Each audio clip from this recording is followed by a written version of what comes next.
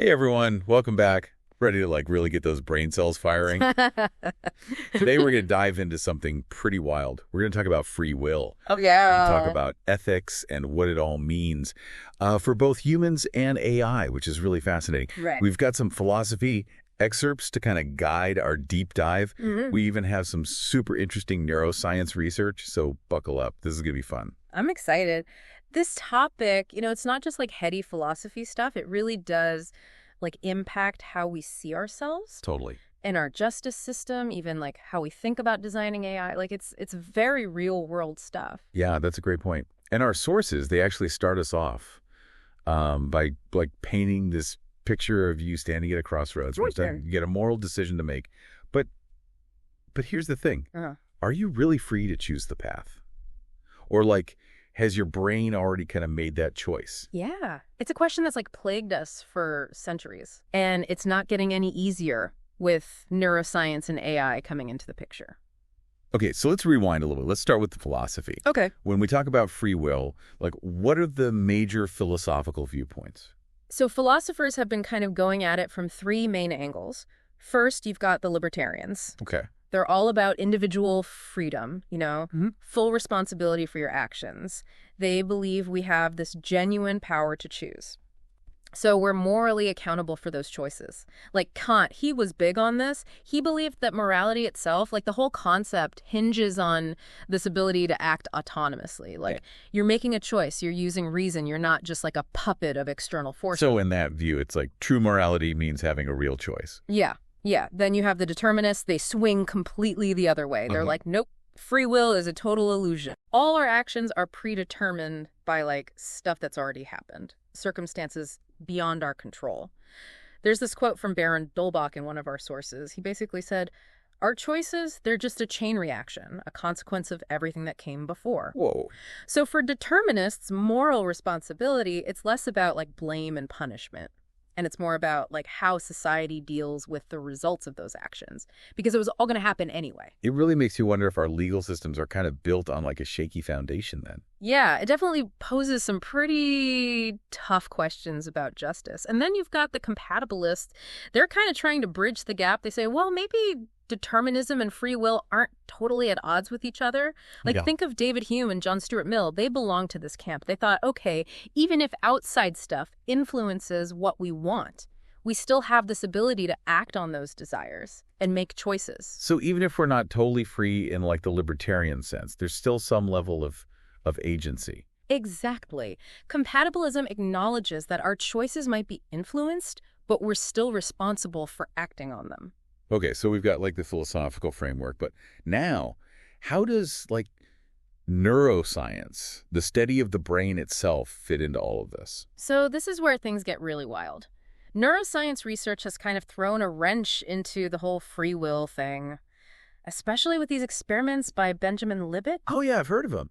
Didn't he do something with people deciding when to move your hand? Yeah, exactly. He hooked people up to brain scanners and said, okay, choose when to move your hand, but they had to note the exact moment they became aware of making that decision. Got it. And what he found, it blew everyone's mind. The brain activity associated with the decision, it started before the person even felt like they were choosing. You're telling me my brain is making choices before I even know it? It's kind of freaky, right? It's our conscious experience of making a decision. It might just be us playing catch up with what our brains already decided.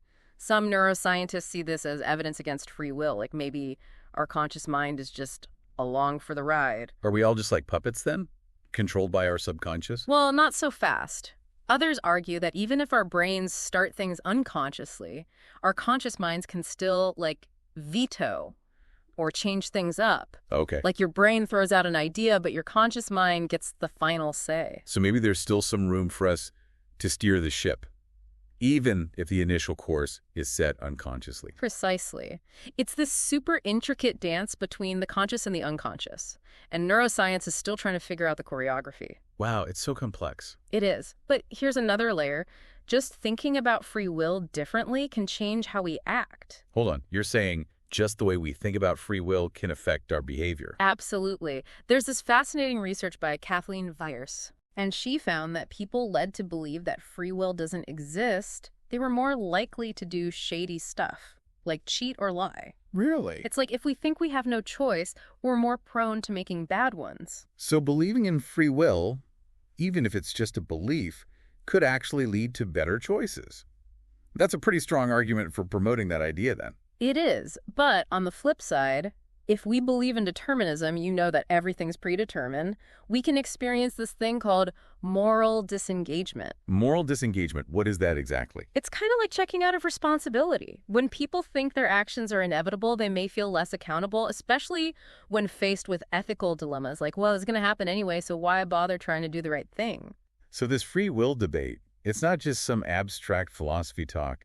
It actually has real-world consequences for how we behave and the choices we make. It absolutely does, which brings us to a really crucial question. Okay.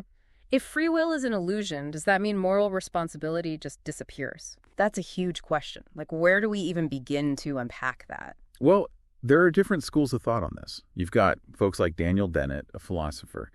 He argues that even without absolute free will, Okay.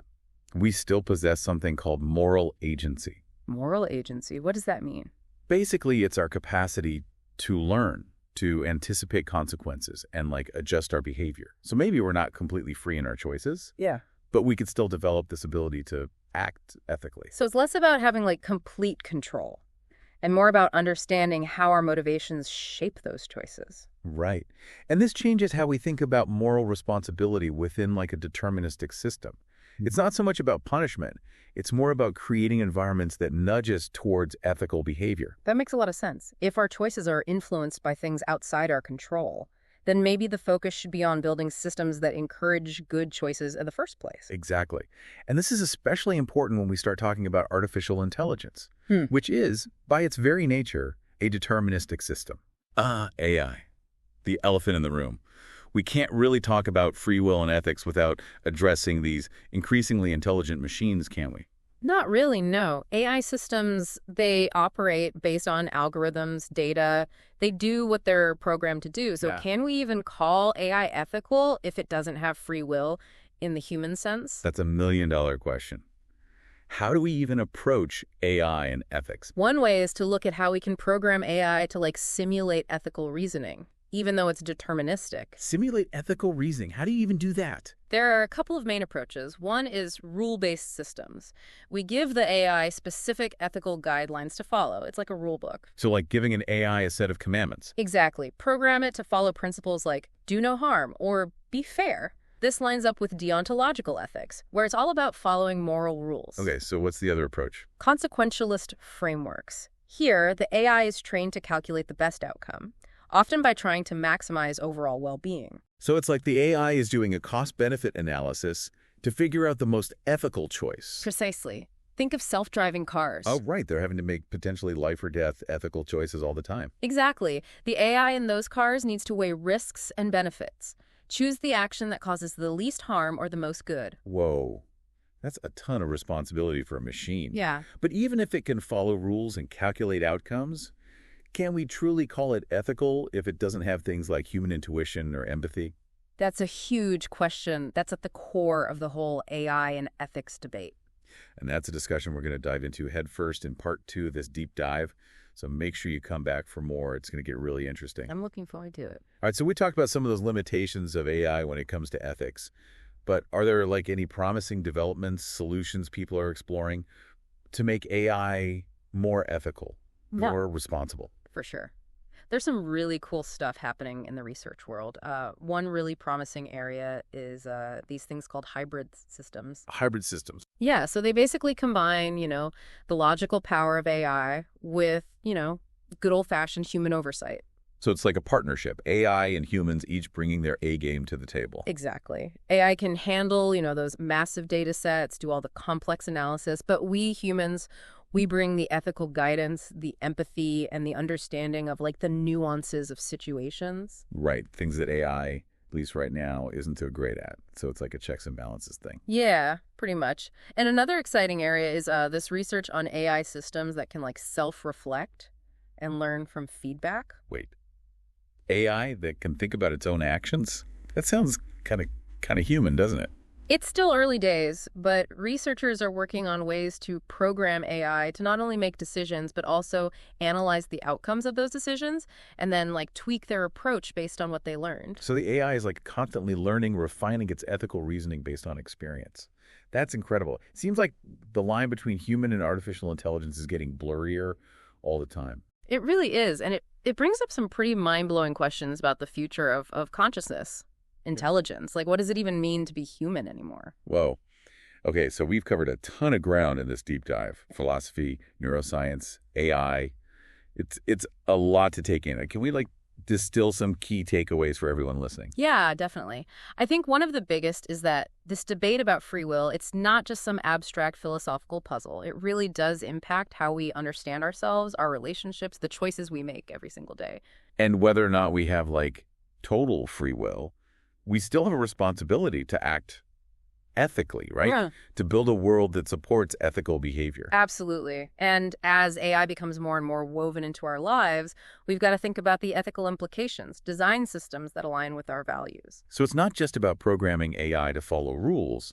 It's about instilling it with some sense of ethical responsibility, even if it's a simulated one. That's right. And we can't forget about those biases that can creep into AI systems. We've got to be mindful of those, work to minimize them, to make sure things are fair, equitable. And at the end of the day, AI is a tool, right? Like any tool that can be used for good or for bad. It's up to us humans to guide its development. Use it in a way that benefits everyone. Couldn't said it better myself.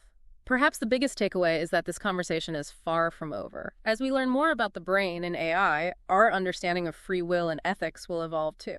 I'm really curious about something you mentioned earlier. The idea that just believing in free will can affect how we act. Our sources mention this thing called moral disengagement, right? Can we unpack that a little more? Oh, yeah, sure. Moral disengagement is basically a way for people to psychologically detach from the consequences of their actions. When you justify something you shouldn't have done, it's like creating a mental loophole that lets us behave unethically. So, if I believe I have no control over my choices, I might be more likely to do something wrong because I don't feel as responsible. Yeah, that's one way it can manifest. The research actually shows that when you prime people to think deterministically, hey, your actions are predetermined, they're more likely to cheat, act selfishly. It's like they're thinking, well, it wasn't really me, it was going to happen anyway. That's kind of scary, isn't it? Just thinking about free will differently could actually lower our ethical standards. It is a bit unsettling, but it really highlights the power of our beliefs, and why it's so important to cultivate that sense of agency, of personal responsibility. Our sources also talk about the connection between free will and justice. And it seems like neuroscience is really starting to challenge some traditional legal ideas. What can you tell us about that? You're absolutely right. This idea that our brains might be making decisions before we're even consciously aware, it throws a wrench into our legal systems. If our actions are influenced by stuff we can't control, does that change how we think about punishment, rehabilitation? It's something courts are already wrestling with. Some experts are saying, hey, maybe neuroscience should be used to, reduce sentences. They argue that some people might have less control over their actions because of, brain differences, predispositions. Yeah, it's incredibly complex and definitely controversial. I mean, it does seem kind of unfair to punish someone harshly for something they weren't totally in control of. But then again, if we just completely throw out the idea of personal responsibility, what does that mean for the rule of law? For keeping society safe? Exactly. It's a tough balancing act. There aren't easy answers.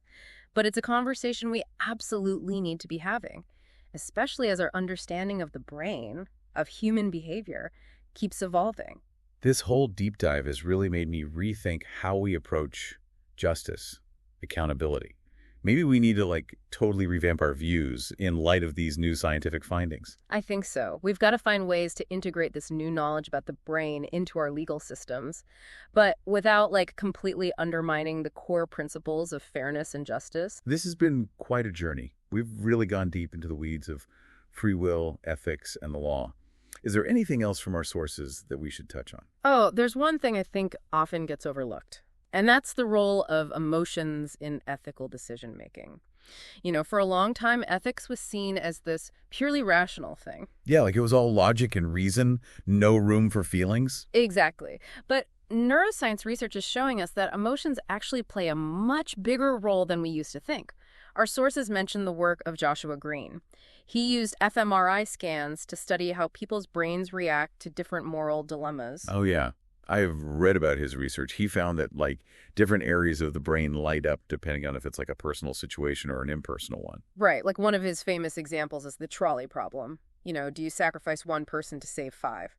Well, his research shows that our emotional centers go way more crazy when we have to, like, physically push someone in front of a train versus just pulling a lever to divert it, even though the outcome, like saving more lives, is the same. Yeah, that makes sense. It definitely feels a lot more emotionally charged to directly cause harm, even if it means saving others. Can you quickly explain what an fMRI is? I think some of our listeners might not be familiar with that term. Oh, yeah, of course. fMRI stands for Functional Magnetic Resonance Imaging. It's this neuroimaging technique that measures brain activity by tracking blood flow changes. So basically, it lets us see which parts of the brain are working harder during different tasks or when you're experiencing certain emotions. So Green's research showed that our gut feelings, our emotional responses to these moral dilemmas, are actually visible in our brain activity. Exactly. And it suggests that our moral intuition, like our gut feeling about what's right or wrong, is often driven by emotions, even if we later try to justify those feelings with logic. So it's not just about cold, hard calculations. Our feelings are a huge part of our ethical compass. They really are. And this has some interesting implications for how we think about AI and ethics, too. If we want to create AI that's truly ethical, we might need to figure out how to build an emotional intelligence. But how do you teach a machine to feel? That seems like a pretty impossible task. It is definitely a huge challenge, but some researchers are looking at ways to develop AI that can recognize and respond to human emotions, even if they don't experience those emotions in the same way that we do. So it's more about equipping AI to, like, process emotional information rather than making it feel things like a human. Right, but it's still very much a work in progress. Lots of unanswered questions and challenges ahead. This whole discussion makes me wonder if maybe we've been focused on the wrong question all along. Instead of debating whether or not free will exists, maybe we should be asking, what kind of world do we want to create?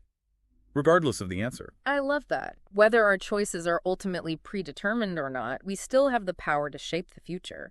We can build a world where ethical behavior is valued, where justice is fair and compassionate, and where technology, like AI, is used to make life better for everyone. I love that perspective. It's empowering to think that we still have agency, even with these big philosophical and scientific questions swirling around. It is, and it reminds us that the quest for knowledge is a never-ending journey. There will always be new discoveries, new challenges that make us rethink our assumptions, redefine our understanding of ourselves and the universe.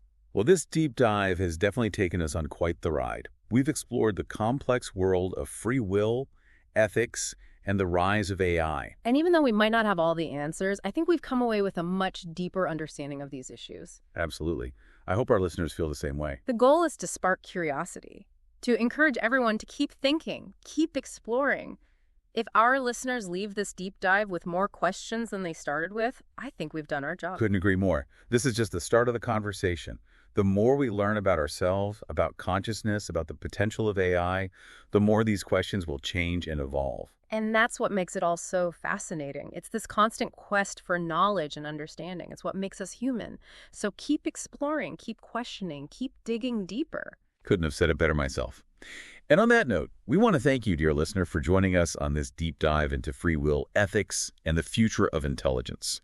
We hope you've enjoyed the ride and that it's left you with a sense of wonder and a desire to learn even more. Until next time, keep diving deep. It really is kind of mind-bending when you think about AI having, like, moral status. It is, like, almost like science fiction coming to life. But AI is developing so quickly, it's not that far-fetched to imagine. So where do we draw the line then? Right. If AI can really get ethics, at what point is it more than just a machine following a program? Exactly. It really makes us rethink the whole concept of moral status. Like, what even defines that? Is it being conscious, self-aware, being able to empathize? Right. And if AI gets there, should it have the same rights and respect as humans? Whoa. That's like a completely different way of seeing things. Like, we're rewriting the rules of ethics. In a way, yeah. AI is forcing us to face these super fundamental questions about consciousness, responsibility, even like what it means to exist. It's both exciting and a little scary, to be honest. Definitely. It makes you think about what the future holds. But I think for now, we've given our listeners a lot to chew on. For sure. We've covered so much ground in this deep dive. Free will, ethics, AI. It's been quite a journey. And we may not have all the answers, but hopefully everyone listening has gained a new perspective on these really complex issues. I think so. The goal was never to hand out all the answers, right? But to get people thinking, to ask more questions. Exactly. And if our listener leaves this episode with more questions than when they started, I'd call that a success. For sure. This is just the beginning. The more we learn about ourselves, about consciousness, about the incredible possibilities of AI, well, the more these questions are going to evolve. And that's what makes it all so exciting. This constant search for knowledge, it's what drives us forward. It's what makes us human. So keep exploring, keep asking those tough questions. Don't be afraid to dig deep. And on that note, we want to thank all of you for tuning into this deep dive into free will, ethics, and the future of intelligence. Hopefully it sparked your curiosity and you're leaving with a sense of wonder and a desire to learn more. Until next time, keep diving deep.